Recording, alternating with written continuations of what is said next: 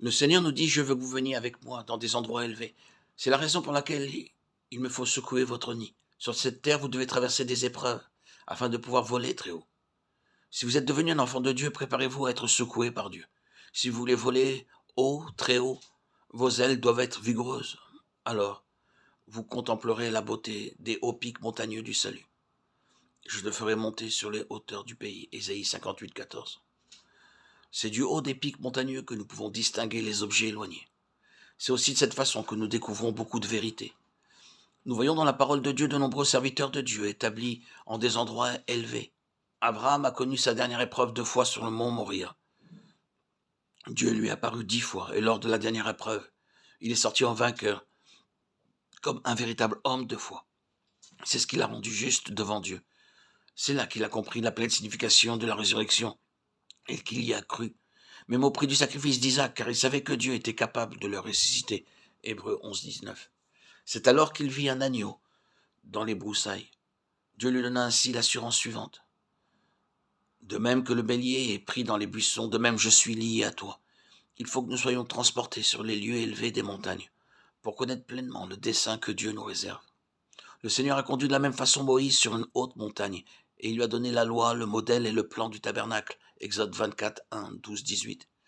Si vous désirez que l'intention ou le plan céleste de Dieu pour votre propre vie et quant au plein salut vous soit pleinement révélé, alors vous devez être conduit, vous aussi spirituellement, sur une montagne élevée.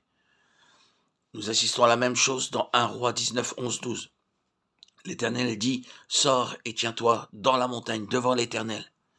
Et voici, l'Éternel passa. Et devant l'Éternel, il eut un vent fort et violent qui déchirait les montagnes et brisait les rochers. L'Éternel n'était pas dans le vent. Et après le vent, ce fut un tremblement de terre. L'Éternel n'était pas dans le tremblement de terre. Et après le tremblement de terre, un feu. L'Éternel n'était pas dans le feu. Et après le feu, un murmure doux et léger. Élie était le prophète de Dieu. Il a prié, le feu est tombé du ciel et a brûlé l'holocauste sur l'autel. Mais ce même prophète s'est découragé et nous le trouvons abattu au chapitre 19 parce qu'il n'avait pas compris les voies de Dieu. Ces voies ne sont pas les nôtres. L'Écriture le déclare dans Ésaïe 55, 8. Nous aussi nous sommes abattus lorsque nous ne parvenons pas à comprendre les voies de Dieu. Sans le secours de Dieu, nous demeurerons des êtres humains limités et nous ne pouvons pas tout comprendre. C'est la raison pour laquelle beaucoup d'entre nous éprouvent parfois des sentiments de découragement, d'accablement et de solitude. Nous sommes abattus comme Élie, car autour de nous, tout se dresse comme nous, au-delà de ce que nous pouvons comprendre et saisir. Nous trouvons nos fardeaux trop lourds, nos chagrins insupportables et nos problèmes très compliqués. C'est alors qu'il nous faut monter au sommet de la montagne. C'est dans un but précis que Dieu a conduit Élie sur une haute montagne, bien loin de tout autre environnement, et là, il a entendu la voix douce et légère de Dieu.